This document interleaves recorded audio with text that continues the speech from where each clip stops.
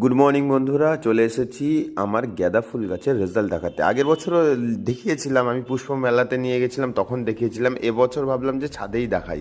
অনেক কমেন্ট আসছিল যে দাদা বিস্তারিত বা ভাই বিস্তারিত বড় ভিডিও করলে কিন্তু রেজাল্ট দেখালে না কেন। এইটা হচ্ছে রেজাল্ট। আগের বছরও দেখিয়েছিলাম, আমি প্রত্যেক বছর সব কিছু শর্ট ভিডিওতে রেজাল্ট দেখাই।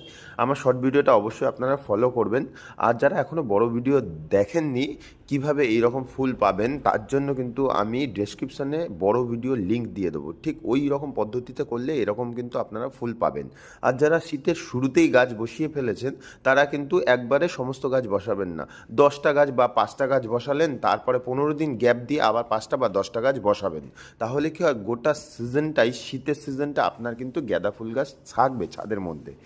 তাহলে একটা ফুল প্রথম সেটটা শেষ হলেও পরের সেটে যেই গাছগুলো আপনি বসিয়েছিলেন, আপনার কিন্তু ছাদ ভরা থাকবে। তো ভালো থাকবেন, সুস্থ থাকবেন।